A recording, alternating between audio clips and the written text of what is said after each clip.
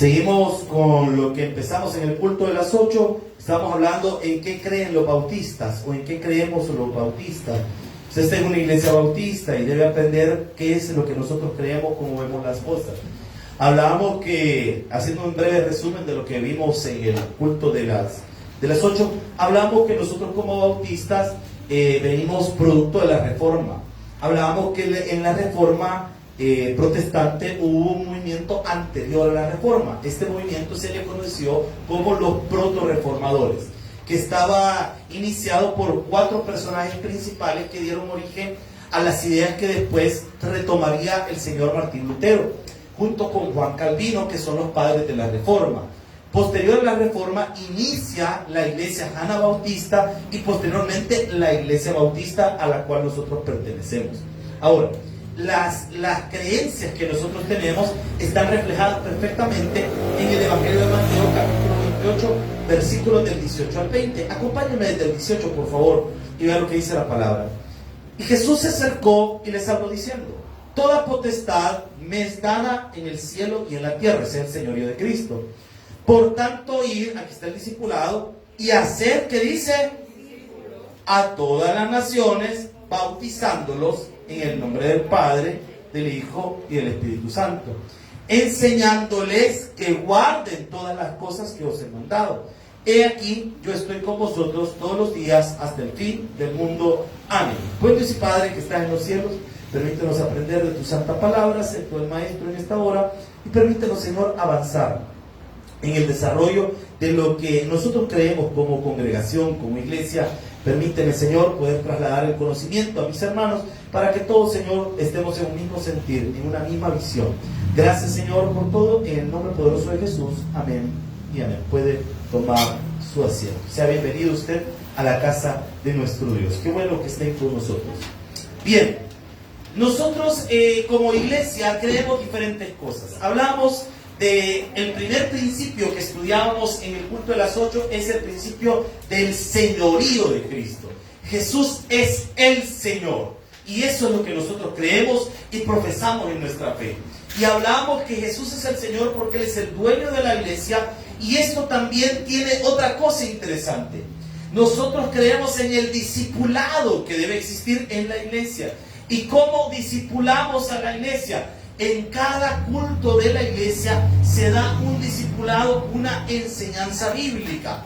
Y hablamos que hoy en día la iglesia carece de esto, puesto que los pastores hemos tomado la decisión de predicar otras cosas y no la bendita palabra de Dios, que es lo que va a edificar nuestra vida.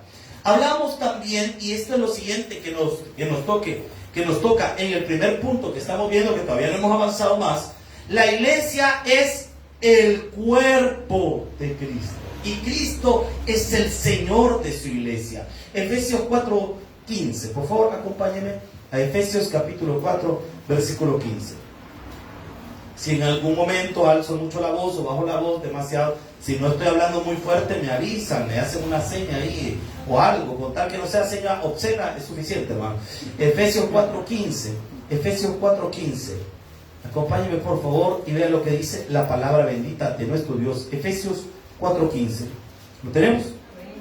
Vean lo que dice la Escritura. Efesios 4:15. Dice la palabra de Dios: sino que siguiendo la verdad en amor, crezcamos en todo aquel que es la cabeza, esto es Cristo, de quien todo el cuerpo, bien concertado, y como dice, y unido entre sí, por todas las coyunturas, que se ayudan, como dice, según la actividad propia de cada miembro, recibe su crecimiento para ir edificándose en amor.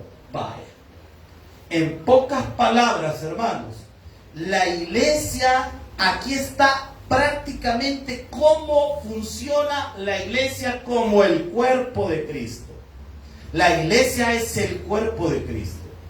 Toda la gente que cree que Jesús es el Señor compone lo que se conoce teológicamente como la iglesia universal, es decir, todos los que creemos en Cristo.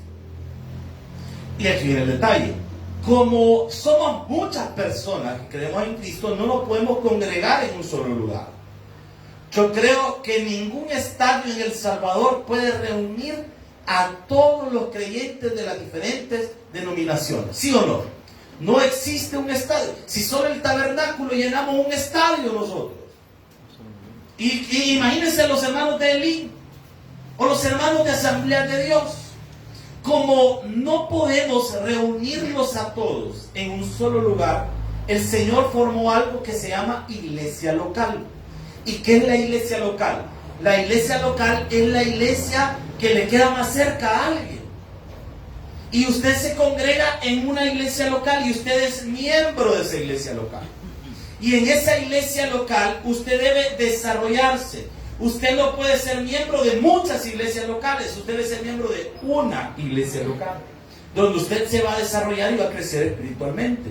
¿Y de qué manera se desarrolla la iglesia local? Versículo 15, Efesios 4:15. Dice la palabra. Sino que dice, siguiendo el ¿qué? La iglesia debe seguir la verdad. ¿Y quién es la verdad? ¿Y dónde aprendemos de Cristo? En su palabra. O sea que lo que debe conducir la iglesia no son las ideas del pastor, no son las ideas de los hermanos. Lo que debe conducir la iglesia es la palabra de Dios. El estudio de las escrituras no es opcional en la iglesia, es lo primordial en la iglesia. Lo más importante en la iglesia es que se predique de Cristo. Y por eso dice la palabra, sino que siguiendo la verdad, en que dice, en amor. Todas las cartas o las epístolas del Nuevo Testamento terminan en un mismo mensaje. ¿Y cuál es ese mensaje? La práctica de la sana doctrina. ¿Y cuál es la práctica de la sana doctrina? El amor al prójimo. Esa es la práctica de la sana doctrina. ¿Por qué ganamos almas nosotros? Por amor al prójimo. ¿Por qué le servimos a las personas? Por amor al prójimo. ¿Por qué llevamos ese sandwichito, ese pancito al hospital? Por amor al prójimo. ¿Por qué le llevamos juguetes a los niños en el hospital? Por amor al prójimo. La práctica de la sana doctrina se reduce en amar al prójimo. Amén, iglesia. Y dice la palabra, crezcamos en todo aquel que es la cabeza, esto es Cristo. O sea que la iglesia no puede estar quieta. La iglesia debe estar creciendo. Y no estoy hablando de los números de la gente que se congrega en la iglesia. Porque es bonito cuando la iglesia está llena, ¿sí o no? Hasta siente otro ambiente, ¿no es cierto?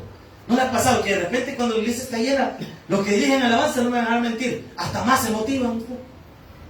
Hasta más se alegre, y de repente el hermano que casi no habla, allá está brinque, está salta y hasta baila usted.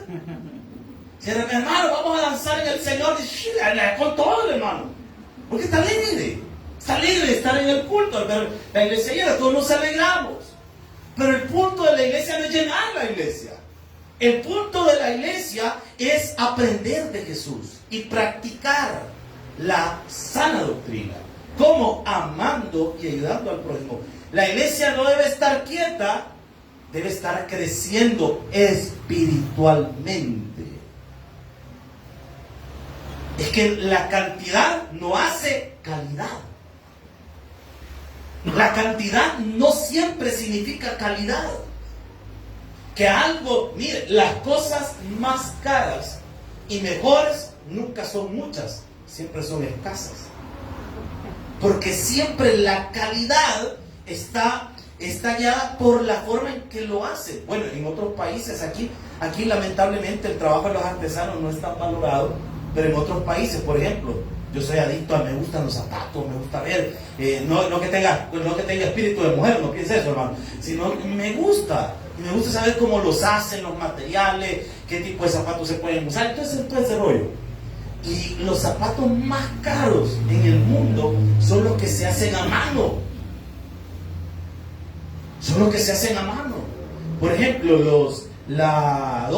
que le haga promoción, tiene una línea de zapatos que se llaman Royal Shoes. Los Royal Shoes son unos zapatos que los hace la gente que trabaja en la DOC, sabe.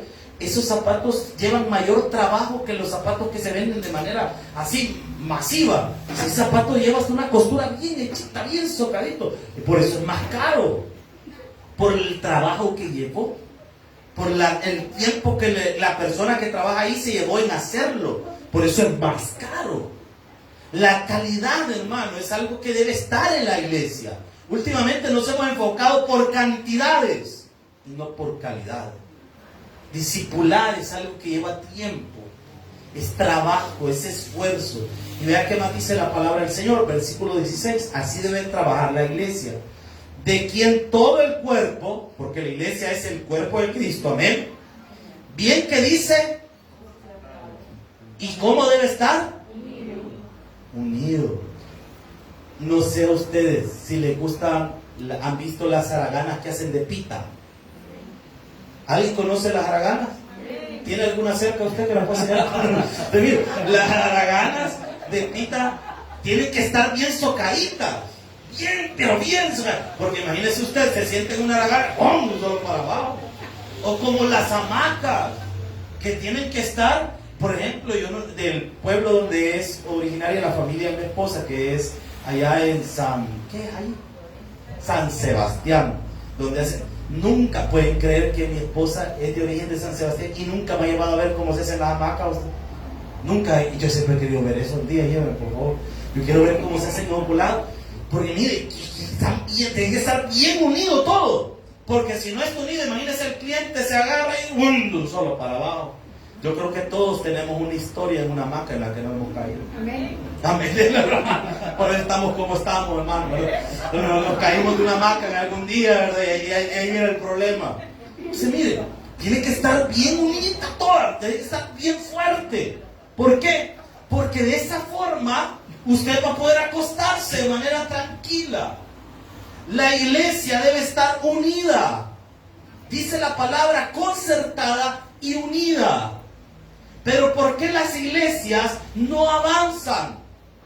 Porque no están concertadas y no están unidas. Y por eso la iglesia no progresa. Por eso nos vemos en dificultades. Dentro de los principios bautistas, nosotros tomamos muy en serio la membresía de la iglesia. Pero muy en serio. ¿Y qué es eso? ¿Qué es ser miembro de la iglesia? Significa que yo soy parte de la iglesia.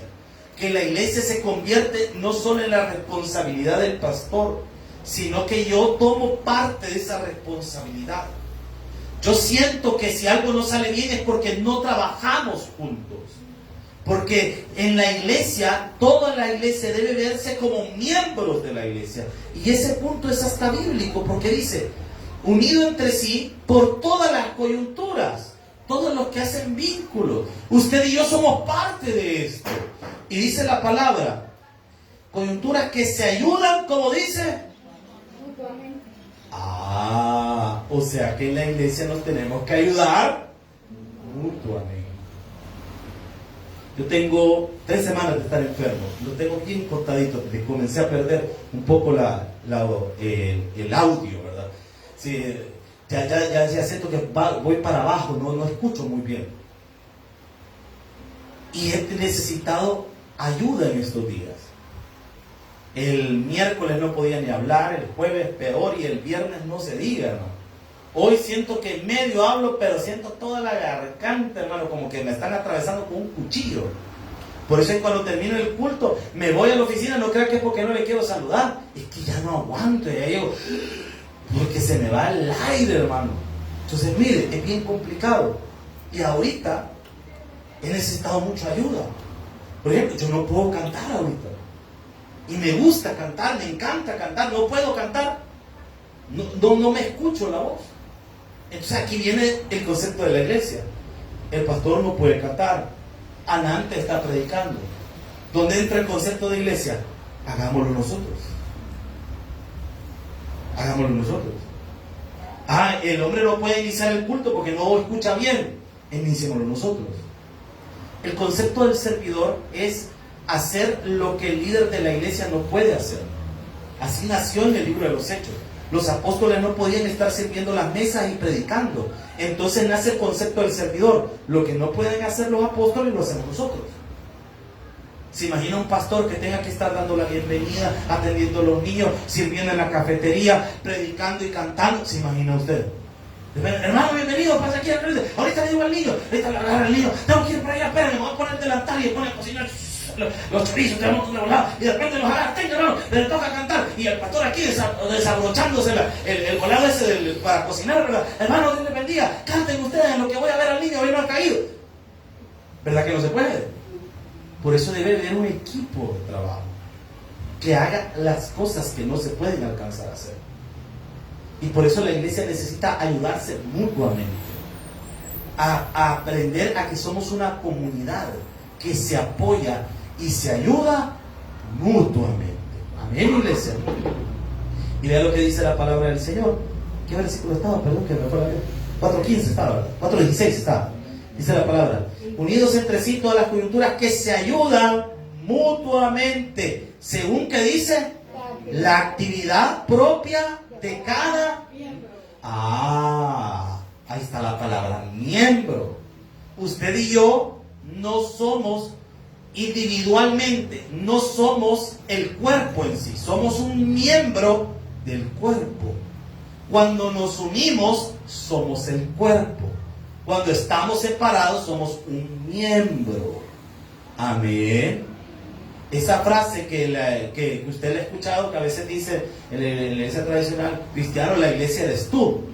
No, la frase debe decir, la iglesia somos todos nosotros. Porque usted es un miembro y cada miembro tiene una función en particular. Dios a usted le ha enseñado cosas en su vida y en mi vida que van a servir para el reino de Dios. Por ejemplo, si usted, el Señor, le ha permitido tener conocimientos en X o Y cosa, usted debe poner esos conocimientos en las manos del Señor. Por ejemplo, si usted sabe de construcción, usted va a poner esos conocimientos al servicio de Dios. Si de repente decimos, hermano, queremos construir tal cosa, alguien que sepa viene y dice, pastor, pero mire, esa pared así como la quiere hacer no va a servir, hay que hacerla de esta forma, porque así se tiene que hacer. Si la persona sabe, si alguien, por ejemplo, sabe de cosas de electricidad, pues sí, mire, pastor, ese cable no se pone así porque va a agarrar la corriente, lo va a electrocutar a todo. O mire, hermano, yo puedo hacer esto, o yo sé hacer aquello. Por ejemplo, mi esposa es licenciada en comunicaciones.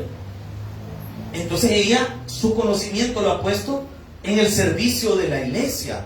Por eso es que usted ve que maneja todas las redes de la iglesia y todo eso, porque se hace una estrategia para poder comunicar. Entonces todos ponemos nuestros conocimientos y lo que sabemos hacer en las manos de nuestro Dios. Por eso dice la palabra, cada miembro, quiero ver, según la actividad propia de cada miembro, recibe, que dice, su crecimiento. ¿Para qué? Para ir edificándose. O sea que aquí nos ayudamos. ¿En qué sentido? Lo que yo no sé, lo sabe usted. Y usted me dice lo que usted sabe y yo le digo lo que yo sé. Y ahí nos complementamos y vamos aprendiendo todos. Porque aquí todos estamos aprendiendo. Amén, iglesia. Todos estamos creciendo poco a poco. Esa es parte del trabajo en la iglesia. Pero hay otro principio dentro del principio cristológico. Y es la ética cristiana. Y esto es algo que casi no se predica. ¿Cuál es la ética cristiana? Eso lo encontramos en Mateo 7:12. Espero que haya traído en que anotar, hermano, porque estos puntos lléveselos para su casa que le van a servir. Mateo 7:12. Hay una ética cristiana. Por ejemplo, los médicos tienen su ética. Hay alguien que ha sido enfermero o enfermera aquí. ¿Enfermero? ¿No tenemos enfermero? Ay, y si nos agarra un choque aquí, ¿cómo hacemos? Enfermos nada más tenemos, pero enfermeros no. Vamos a ver. Dentro de la ética, cada profesión tiene su ética. Se le enseña ética profesional. Se recuerda que esa es la materia en bachillerato. Se le enseñaba a las personas principios éticos. Cada carrera tiene su ética. Por ejemplo, para nosotros los pastores, a nosotros nos enseñan ética. Que no la practicamos es otra cosa, hermano. Pero nos enseñaron ética. Por ejemplo, no es ético que usted pase una consejería con el pastor y después del culto el pastor predique todo lo que se dijo en la consejería. Y aquí hay hermanos que han hecho esto. Y usted acaba de contar al hombre, ¿verdad? Y lo fue a decir. Eso no es ético, no se tiene que hacer.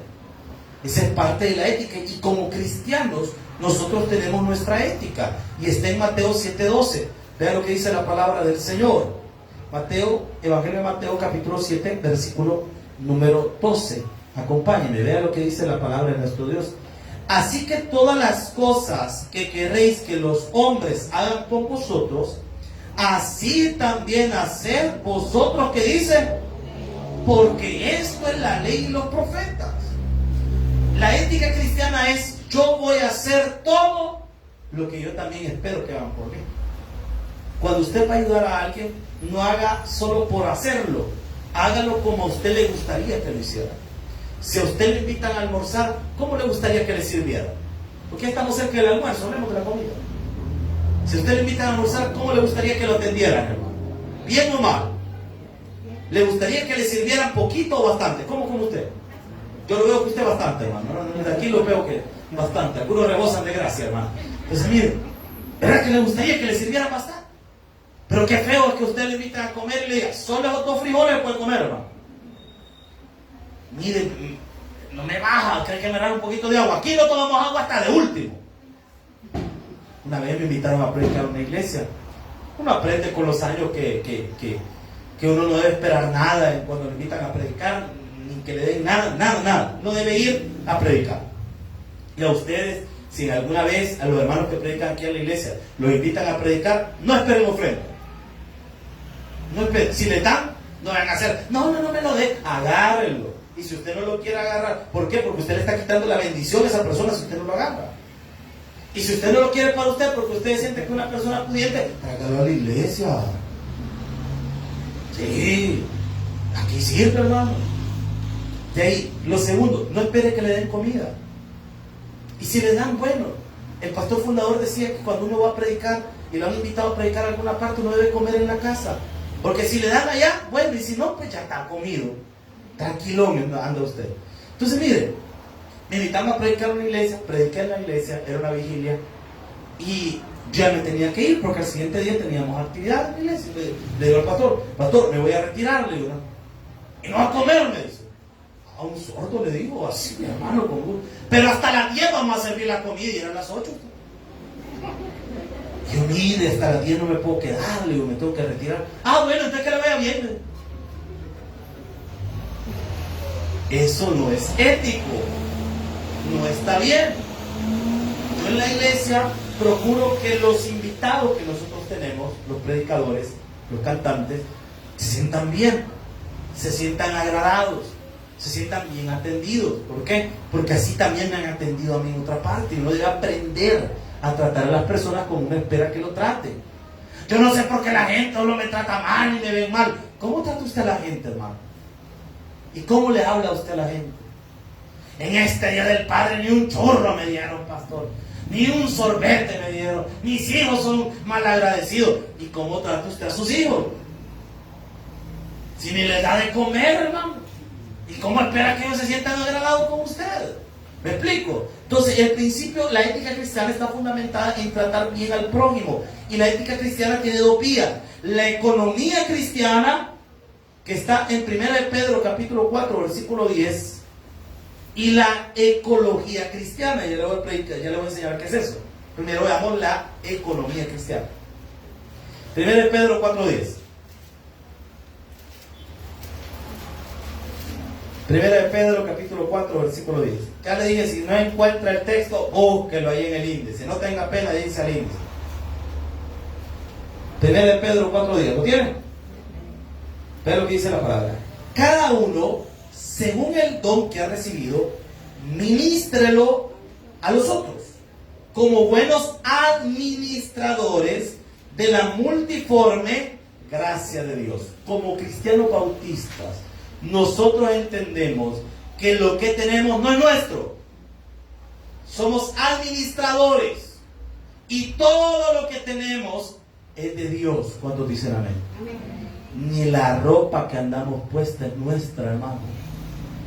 Porque el día que partamos de esta tierra, no nos llevamos nada. Amén. Así que deja de andar guardando cosas para ocasiones especiales. Póngaselo, hermano. Hay mujeres que guardan el vestido. Es que este vestido es para una ocasión especial. ¿Y cuál va a ser la ocasión especial? Ay, el día que me vaya este viejo ya. No, hermano, tiene que sentirse alegre cualquier día. Yo tengo un problema. Si usted me regala algo, yo me lo pongo en la tarde. ¿Por qué? Porque yo no me gusta guardar nada.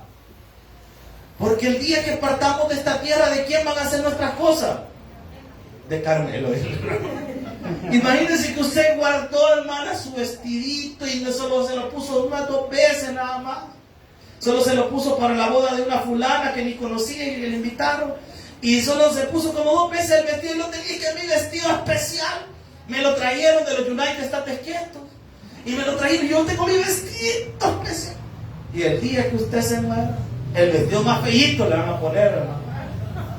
Como usted ya no le escoge. ¿Y qué le ponemos a nuestra mamá? Ese poner, si a él no le gustaba, pues por eso, ponéselo, para que lo lleve allá. Y le ponen el vestido. Y el chulo que a usted le gustaba de trapeador, lo van a andar a sus hijos después. Su joyería, nombre, allá en la cornucopia va a terminar, hermano. En el prestamás, en el más efectivo, allá va a quedar. Por eso úsela. O véndela a usted y váyase de viaje. Pero ahí le tiene que guardar que esta niña era mi bisabuela y se la entregó Cristóbal Colón directamente en la mano. No, hombre, hermano, ahí regale de volado, hombre. Véndalo, haga cualquier cosa, pero disfruten sus cosas. ¿Por qué? Porque el día de mañana no sabemos si vamos a estar. Tenemos que disfrutar las oportunidades que la vida nos da. Y también como cristianos bautistas, bajo el entendido de que solo somos administradores, por eso nosotros cumplimos con nuestro principio del diezmo. Y bendecimos, le dije que nosotros tomamos muy en serio la membresía. Cuando usted es miembro de la iglesia, usted apoya a su iglesia también en el área financiera. Y es parte de la bendición que Dios le va a dar a usted.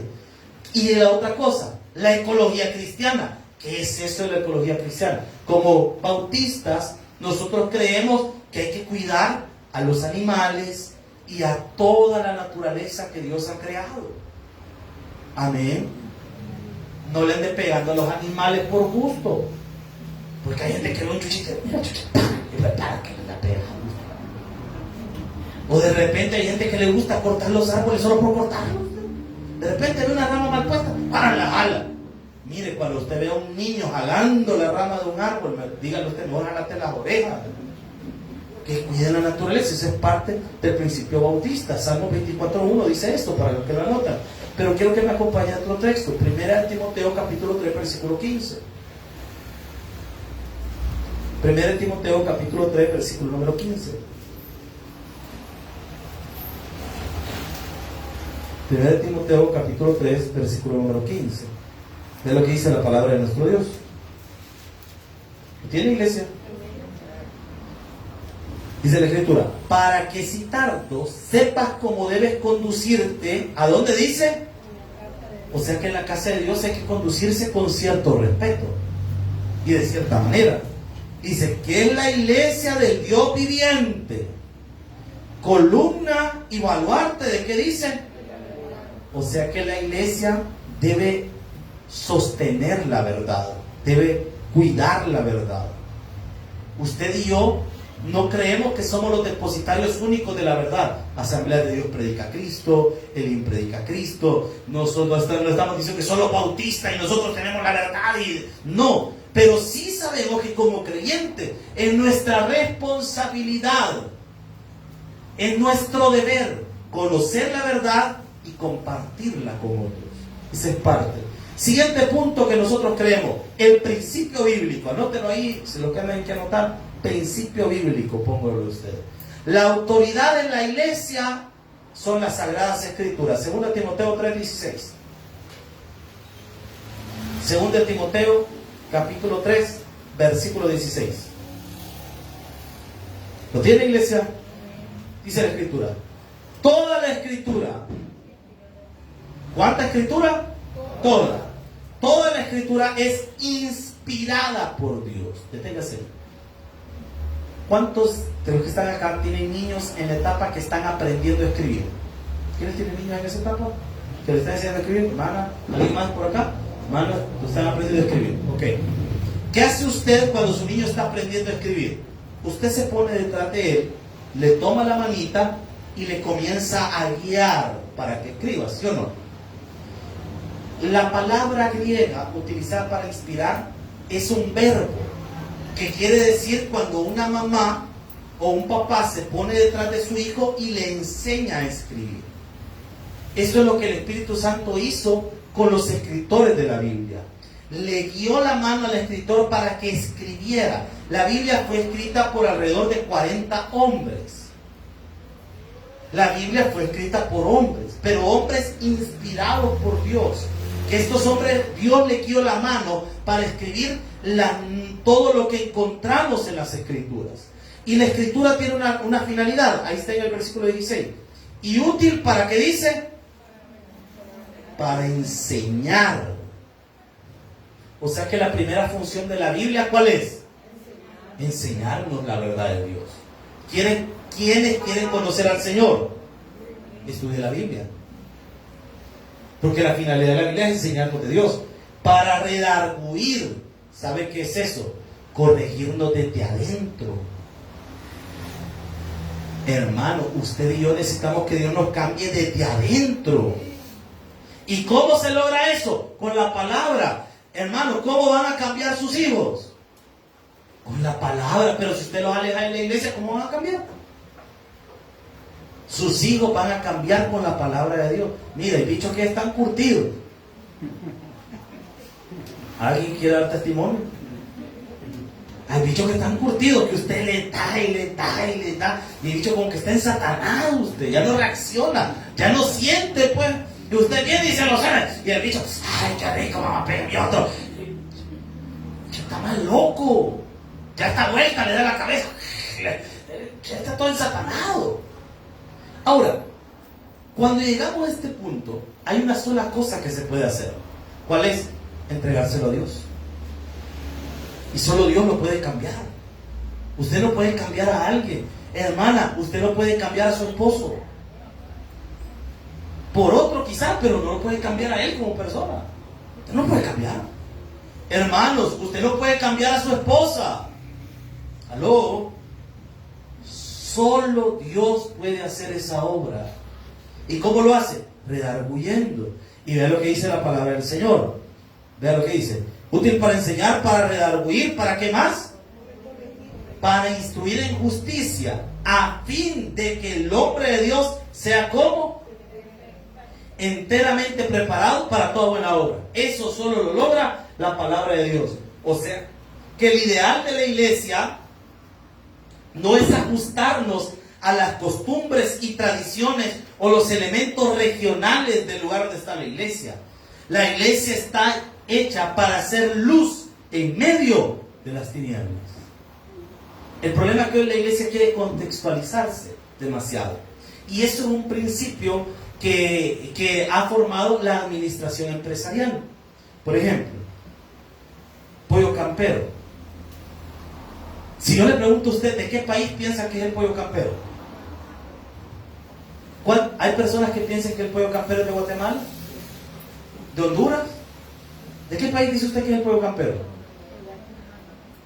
Algunos dicen que es de El Salvador. No, que el pollo campero es de aquí. Y hay gente que está peleando y a poco le pegan a uno.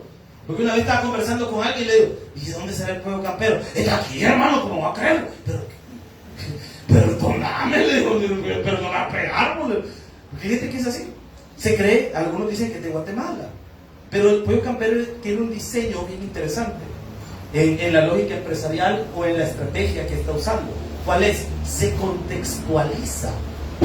Por ejemplo, si usted va a Guatemala y va a desayunar al campero, va a encontrar otros desayunos típicos. No es el mismo el típico que está en Guate que el típico que está aquí. O que el típico que tiene en Honduras. Es otro típico. ¿Por qué? Porque el pollo campero se contextualiza. O por ejemplo, el KFC. Perdón que está hablando de comida porque tengo hambre, hermano. El KFC. Usted va a desayunar al KFC, va a encontrar un desayuno típico salvadoreño. Pero va a Guate y va a encontrar otro tipo de desayuno porque se contextualiza. El problema, esto para la empresa es fantástico, para el área de venta, contextualizar. Pero para la iglesia, eso no sirve. Porque la iglesia no puede contextualizarse. La iglesia tiene que ser luz en medio de las tinieblas.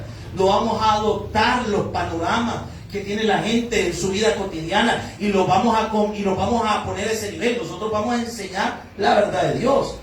En la iglesia debe haber una predicación bíblica, lejos de utilizar la psicología, porque hay pastores, miren, hay pastores que por ignorancia ocupan elementos psicológicos en su predicación, por ignorancia, y otros lo hacen con picardía. Con la ayuda de la psicología, ¿sabe usted que se puede crear un ambiente en el que usted esté llorando? Hay pastores que hacen llorar a la gente por feo. Hay pastores que hacen llorar a la gente con herramientas psicológicas. Hay herramientas, hay notas musicales que se pueden usar. Yo estoy haciendo un sermón que al final se convirtió en una investigación. Estoy utilizando varios métodos de investigación y estoy haciendo el sermón que le he titulado El Espíritu Santo y yo, donde estoy investigando cómo es el accionar bíblico del Espíritu Santo y cómo algunas personas han utilizado las manifestaciones espirituales, entre comillas, y lo que hacen es manipulación. Y de repente la gente está llorando y está en un ambiente y dice, ay, ¿cómo estuvo la presencia de Dios? A veces no es la presencia de Dios, a veces es la manipulación psicológica. Desde los temas que se tratan, la forma de tocar los sentidos. Por ejemplo, cuando se hace mucho de la regresión. Yo he escuchado iglesias donde de repente dicen, escribe en un papel lo peor que le ha pasado en la vida y clávelo en esta cruz. Y haga la gente, agarra el papelito y lo clava en la cruz y van llorando. Y cada vez que lo estén saltando en esa cruz, es que eso está saliendo de su corazón. Eso es manipulación. Y le están manipulando sus emociones. Eso es manipulación. La predicación bíblica no puede ir llena de manipulación psicológica. La predicación bíblica es irse en seco. ¿En qué? La palabra y su corazón. Y no hay ayuda de nadie. Esa es el Espíritu Santo tocando su corazón. Esa es la predicación bíblica. En la predicación bíblica no se pueden llenar de elementos filosóficos. La predicación bíblica tampoco es moralista. Es una predicación pura, conforme a lo que nos enseñó nuestro Señor Jesucristo. La otra cosa, en la iglesia nosotros debemos capacitar hermenéuticamente a los congregantes. ¿Qué es eso? Que en la iglesia debemos enseñarle a la gente a cómo debe leer la Biblia, para que en su vida propia pueda estudiar la palabra de Dios. ¿Estamos aprendiendo, iglesia? Ahora vamos con el siguiente principio. Principio eclesiástico. Póngale entre paréntesis ahí, iglesia. ¿Cómo es una persona? ¿Cómo debe ser un miembro de la iglesia? Juan capítulo 17, versículo 16. Evangelio de Juan capítulo 17, versículo 16. ¿Está aprendiendo esta mañana, iglesia? Juan 17, 16. Mira lo que dice la palabra. Juan 17, 16. Jesús dice en su palabra, no son del mundo, como tampoco yo soy del mundo. El creyente es una persona que ha empezado a ser regenerado por el Espíritu Santo. Esta persona primeramente tuvo que haber aceptado a Jesús como Señor y Salvador personal y posteriormente bautizarse. Si usted tiene a Cristo como su Señor, ¿cuántos tienen a Jesús como su Señor? ¿Por qué no se ha bautizado entonces? ¿Qué está esperando? Es que, hermano, es un mayor compromiso. No, sí que el mayor compromiso fue recibir a Cristo. Lo que usted está haciendo al no bautizarse es que usted está avergonzando de Jesús. Porque ¿qué es el bautismo? El bautismo es una profesión pública de que Jesús es su Señor. Lo que usted está haciendo a la hora de bautizarse es que usted está diciéndole al mundo, yo ya no soy del mundo, soy de Jesús. Y la persona que ha recibido a Cristo no tiene problema en bautizarse. Pero si usted le encuentra problema en bautizarse, la pregunta sería ¿por qué? ¿Qué te impide bautizarte? Es que no conozco mucho del Señor. ¿Se recuerda en el libro de los Hechos una historia por ahí donde aparece un hombre llamado Felipe? Y dice la palabra de Dios que iba un eunuco que venía de la zona de que era sirviente de una princesa llamada Candace. Y dice la palabra de Dios que Felipe se le topó al carruaje donde iba este eunuco y le empezó a predicar la palabra de Dios. Y ese eunuco dijo: yo quiero ser bautizado. Pregunto, ¿sabía mucho este hombre de Dios? No, solo sabía lo que le había predicado Felipe. Y con lo que logró comprender del evangelio, decidió bautizarse. No necesitamos hacer tantas charlas pre-bautismales y vamos a empezar una charla de 6 meses para que usted pueda bautizarse. Hermanos, imagínense si al eunuco le hubieran dicho eso. Felipe le hubiera dicho: vaya, ¿quieres bautizarte? Va, espérame, en 6 meses te puedo bautizar, pero primero tengo que darte un discipulado de 6 meses para que vos entendas lo que es bautizarte. ¿Y qué le dijo Felipe realmente en la Biblia? Cuando el hombre le dijo: ¿qué me impide que me sea bautizado? Nada, bautizaste, démosle. Y había un agua por ahí y lo llevó y lo bautizó. Sepultado con Cristo, restado con Cristo, nueva vida, que Dios te bendiga. Y siguió adelante. ¿Qué impide que usted se bautice? Pastor, ¿y dónde me va a bautizar? En la pila. Estoy bromeando, no, le vamos a bautizar, pero ese no es el problema. Una persona, un creyente bautista no tiene problema con esto. La iglesia local debe ser parte del trabajo y de la labor social que se hace en la iglesia. Y con esto voy avanzando porque el tiempo ya se me terminó casi. Principio sociológico de la iglesia. Anote ahí. La iglesia es una monarquía. La iglesia no es un gobierno democrático. La iglesia es una monarquía. ¿Por qué? Porque nosotros tenemos rey.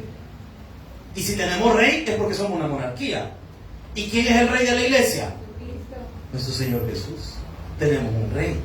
Entonces la iglesia debe conducirse a través de lo que el Espíritu Santo manifiesta y hace. Hechos capítulo 13, versículos del 1 al 3.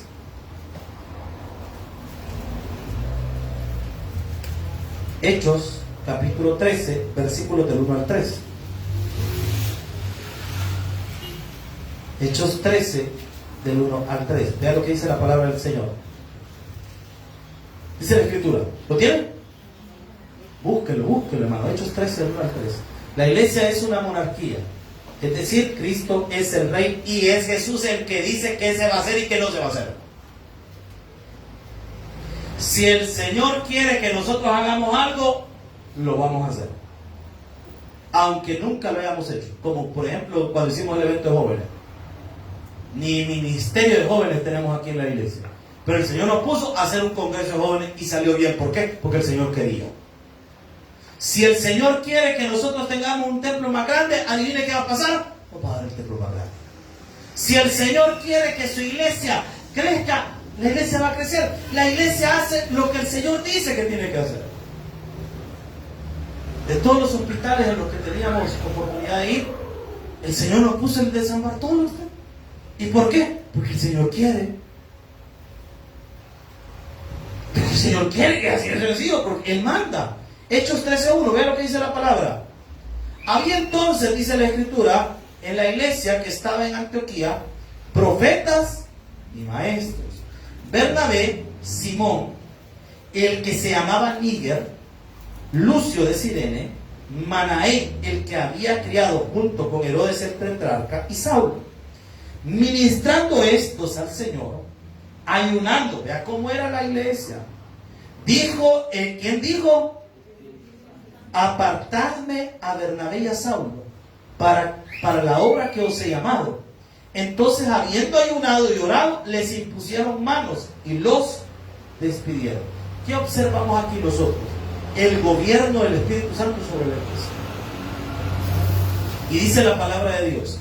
Había entonces en la iglesia que estaba en Antioquía profetas y maestros.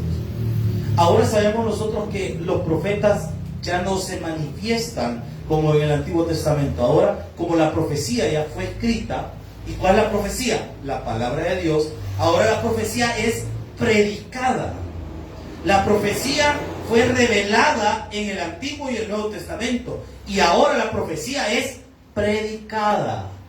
Yo escuché una persona que decía, es que en su iglesia, le decía a esa persona, esas iglesias bautistas son como que son grandes refrigeradoras, todo es frío, todo aquello bien quieto, y ahí no hay movimiento del Espíritu Santo. Hermánale, Donde se abre la Biblia, ahí hay movimiento del Espíritu Santo.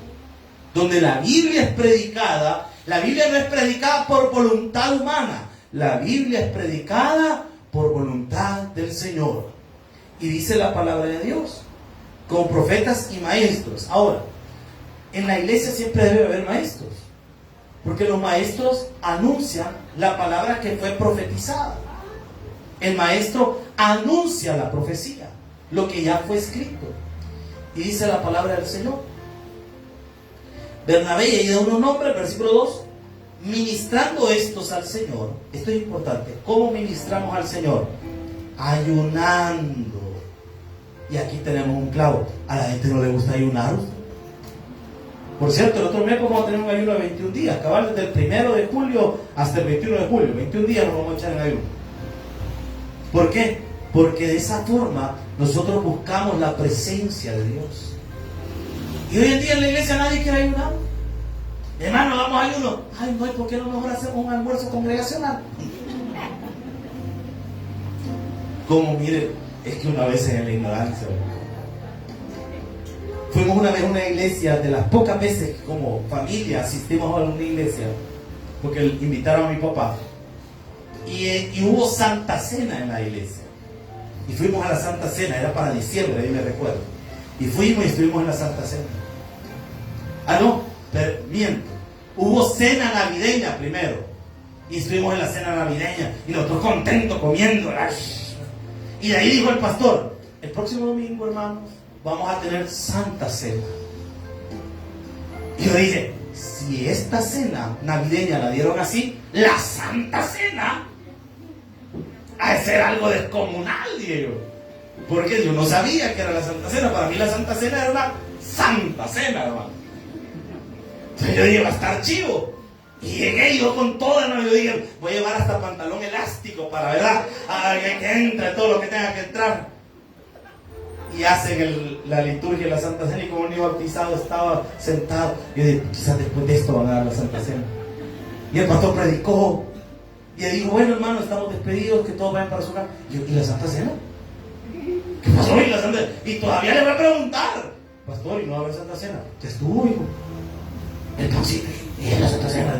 No, hombre, yo voy a quedar a todos lados. Hermano, lastimosamente, a veces nuestra ignorancia bíblica nos lleva a pensar este tipo de cosas. Hay que ayunar, hermano. Busque la presencia de Dios. Y dijo el Espíritu Santo: apartarme a Bernabé y a Saulo para la obra que os he llamado.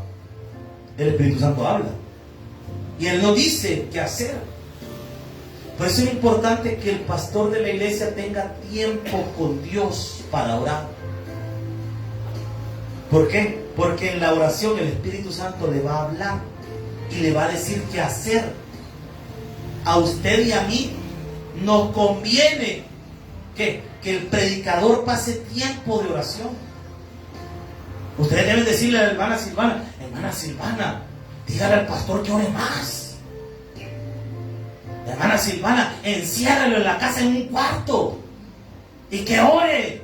Quítele el teléfono y que vaya a orar. ¿Por qué? Porque en la oración es donde el Espíritu Santo va a hablar. La labor del pastor es predicar, pero aparte de esa labor tiene una labor preciosa. ¿Y cuál es? Orar. Porque en la oración es el Espíritu Santo que le va a decir las cosas. Y a otra cosa que ocurre: el Espíritu Santo decide quiénes son los líderes de la iglesia. Fíjese que pasa algo. Yo, por misericordia de Dios, soy el pastor de la iglesia. Por misericordia, porque no lo merezco. Es por pura misericordia. Y si ustedes me preguntaran si yo tenía ganas de ser pastor en Soyapango, no. Yo me veía en un pueblo allá abriendo una misión. Pero ¿saben qué pasó? Como no se hace lo que uno dice, sino lo que Dios dice. El Señor me dijo, yo en mis planes tenía: voy a ir a abrir una misión allá por el occidente. El país estaba vigente el occidente, allá los pueblos del occidente. Y el Señor me dijo: espérate, chiquitín, venite para acá. Aquí te voy a poner. Y miren, aquí nos sembró el Señor. Literalmente sembrado, hermano. Como usted. Usted quizás se miraba en otra iglesia, o quizás alguno de ustedes pensó que todo el tiempo iba a estar en la iglesia central, o no sé en qué iglesia congregaba usted antes, o algunos sé de qué iglesia viene, y mira dónde lo tiene el Señor ahora. ¿Por qué? Porque el Señor sabe dónde nos lleva y para qué nos lleva. Todos tenemos un propósito. El nombre de Dios está en nosotros y nosotros estamos en el plan de Dios. Un fuerte aplauso al Señor. Vamos a orar. Dios Padre que estás en los cielos, te damos gracias, Señor, por lo bueno que tú eres. Gracias porque tú eres un Dios fiel, justo, bueno y verdadero. Te pido, Señor, que nos ayudes. Gracias, Señor, por la vida de mis hermanos y hermanas que están este día en la iglesia. Enséñanos a todos, Señor, a ser parte de tu iglesia, Señor, y a crecer en tu iglesia y a alcanzar las cosas que tú tienes para tu iglesia.